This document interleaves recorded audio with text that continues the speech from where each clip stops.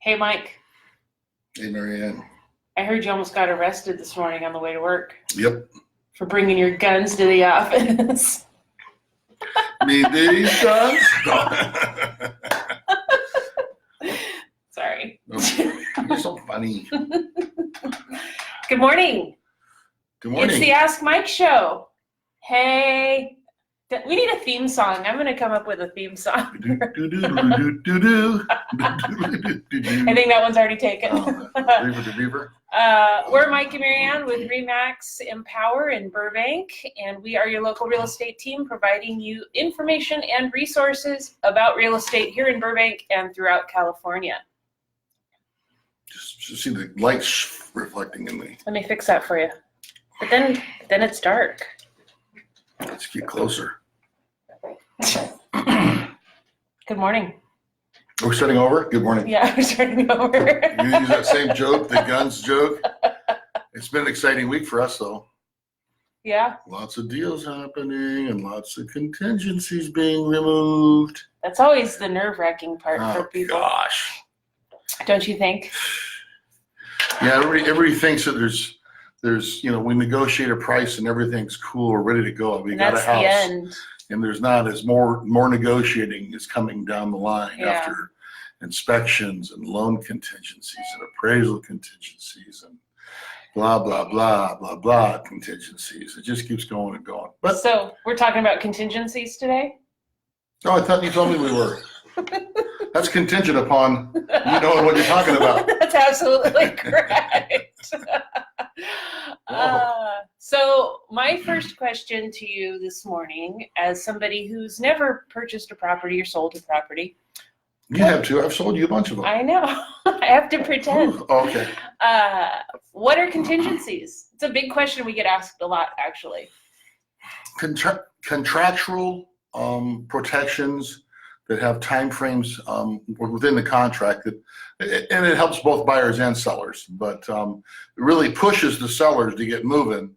The one the seller probably uses the most is if the buyer is not performing, and then they can boot them out for not performing with those contingencies. But So they're protections. Most buyers think, oh, I don't want to put my money down because I could lose it. You can't lose it.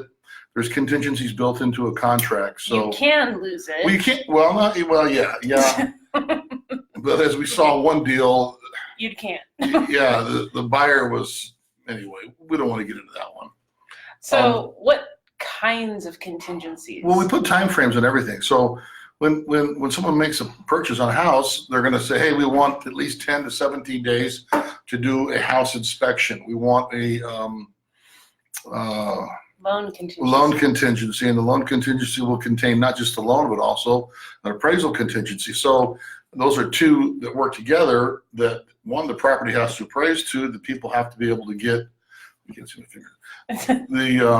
The people have to be able to apply for the loan and have it approved. Yeah, have it approved, have the wherewithal to afford the loan. So I think a question that is going to arise from that answer is, well, I came with a pre-approval.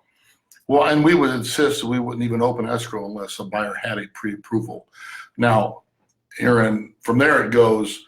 With the pre-approval means nothing if it's somebody we don't know or we're not sure of the lender they're with. But we like to verify our pre-approvals by calling the lender, asking some questions, verifying they have the information necessary to give this buyer a pre-approval. It used to be in the old days, when I was with Moses and when you were chiseling out contracts. Right.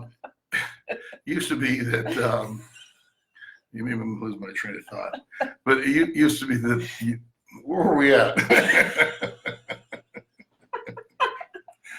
Writing contracts with contingencies. Yeah. Anyway, so it used to be that the buyers they would do a pre-qual, and if you got pre-qualified, that was the big word. Then the new one that lenders started to use was pre-approval, which means they didn't just pre-qualify; they're pre-approved, so they're ready to go and they can close escrow. So correct. Well, we look for those, and then they have time frames on that. So it's the listing agent's job, our job, to make sure that everybody follows with those time frames, and we send out notices, etc.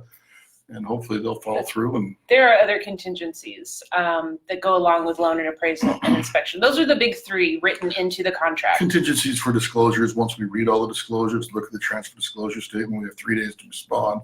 Yeah, right. You're right. So sellers have time frames, like within 5 days, they have to deliver disclosures to the buyers, and then they have 3 days to sign off on them. And then there's contingencies for purchase or sale of an additional property. So say somebody wants to sell their house, but they need a new house to go into, they can write a contingency into their contract that says, we'll sell you our house, but we have to have a house in escrow that we're closing on. And close concurrently. Concurrently, yeah. exactly. Yeah. So, Very good. You've been doing your homework. yeah, little things. I'm proud of you. Loan rates can be another contingency. Yeah. Buyers can write into their offer that they want to have a specific loan rate, and if they don't get it from their lender, then they may not Then qualify. they can back out of the purchase. Now we try to always subvert that by saying to Best the buyer prevailing. best prevailing rate in terms. In most cases, I've never seen it happen. A couple times where you go a little longer than the rate, drops out or prices to go up a little bit. Right now, rates are going down, so it seems to be a pretty good time. All right. Would you ever recommend to a buyer that they waive a contingency? I would never recommend it. I would only recommend it in a situation like we have on one of our listings, is that 25 offers. The seller said how bad do these people want it. They were way over asking price. Some of the contingencies they made people waive was their inspection contingencies. Yeah. And they asked them to release their deposit and close quickly. So you can do about anything if you have a strong enough property. If you have a good situation. Yeah. It's not good though. I mean, I would never tell anybody to release it, but once you release it, you never get it back. So. Right. The other thing is we've had buyers that are contractors, and they say to us, well, we don't really need to hire an inspector, and we don't really need an inspection contingency because we can fix whatever's wrong with the house. So maybe sometimes a buyer might opt out of a contingency and waive an inspection because, well, they can handle it themselves. Or they're a contractor, or Right. Exactly. So sometimes it just depends on the buyer and their situation, and you have a discussion about it, but you always let them choose whatever it is that they want to waive or release. It's never up to you or us as the realtors. What happens on the seller and buyer sides if someone misses their contingency timeframes? Well, we have to be on top of the game so that we know that as we do it here, hey, what are contingencies? We have them up on the wall or on our computer, and it says, hey, we got a contingency coming up on this property. Let's make sure we get out our 3-day notice. Now you can send your 3-day notice ahead of time so that they got to answer right away. Otherwise, if you don't send it out on the time you should, then if you send it out the day it's due, then you're going to give that buyer another day or two to respond to your request for them to release a contingency. Right. And they have 2 days after the notices. Or they can delivered. negotiate more in the contract. But so if it's a 2-day notice, you give your notice 2 days before the contingency's up, they need to release it the day of the contingency. So Right. you need to be careful. You need to watch your contracts, make sure time frames are being fulfilled and the buyers are moving in an expeditious way to close escrow. Sometimes I think, though, and we've been in this situation with buyers where there are extenuating circumstances. Mm-hmm. And I think it's important that agents on both sides of the transaction communicate openly, and they say to one another, this is the situation, this is what's happening. Yeah. And I feel like a lot of times notices to perform or people getting tough can be averted or diverted because of open communication. Exactly right. If you have a good relationship with the other agent, and you know that they're being forthcoming and honest, and they're upstanding citizens in their community, in other words, they're not going to lie to us.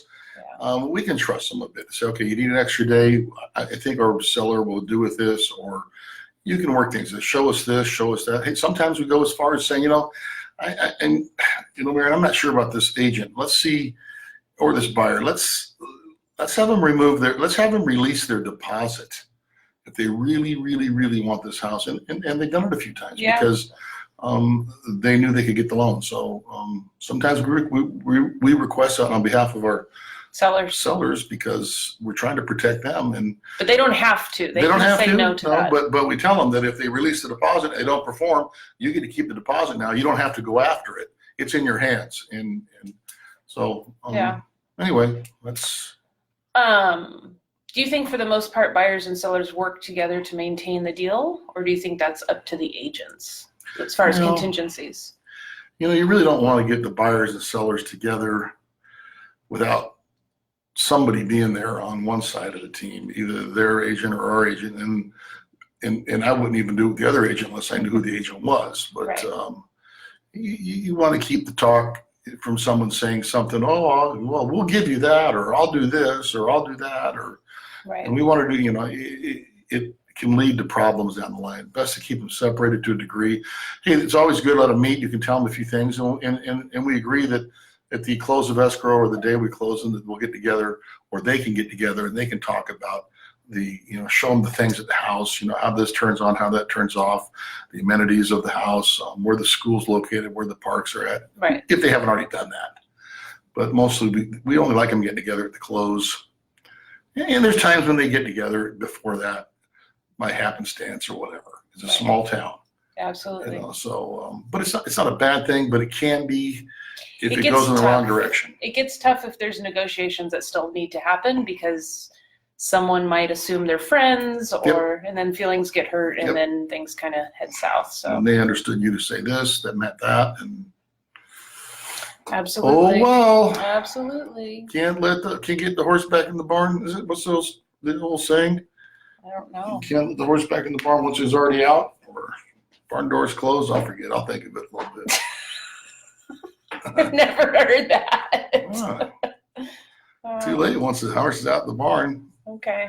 I don't know. Can't shut the doors. Anyway.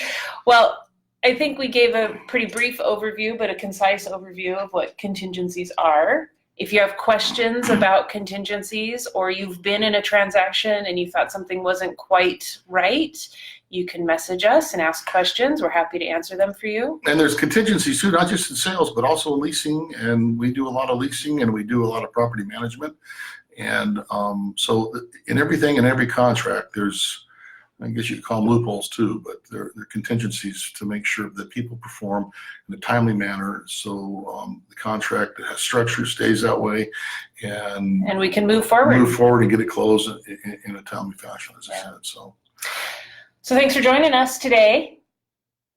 I'm Mike. I'm Mary Ann, your local real estate team. Hey, and our new company, McBean Property Management. I mean, we've been doing it for a while, but we finally incorporated. So we're official. Yeah. Well, we're not official. Yeah, we are official. We're official. Now everybody knows about it. Or the state does. Oh, the government knows about it. We're in trouble. No, we like the government.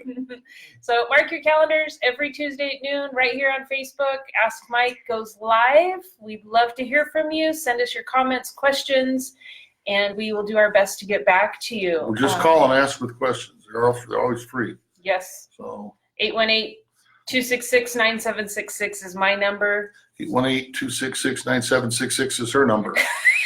You remember that? That's pretty good. I'm impressed. You can go to our website, mikeandmaryannrealestate.com. You can find us on Facebook and Instagram at Mike and Mary Ann Real Estate. We are looking forward to hearing from you. Thanks again, and we will see you next week. Same bat time, same bat channel. Oh. A lot of people don't remember that show. Oh, I had a bad experience this morning. Do you want to hear what it was really quick? No. I'm going to tell you anyway. I was at Starbucks. And I grew up in the days of Gilligan's Island. Oh, Mary It was one of my favorite shows. Mary Ann. And I made reference to Gilligan's Island when saying my names because I didn't want to have my name misinterpreted on my coffee cup. No one remembers Mary Ann. They all remember Ginger. They all remember Mary Ann.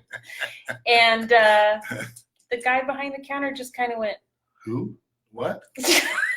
And so my What'd you do? Did you call him Gilligan? Okay, no. Gilligan. I told him it was his mother's fault. He didn't know what I was referencing. You're terrible. I know. Anyhow. Say goodbye, Mary Ann. Goodbye, Mary Ann. Have a great week, everybody. Bye now.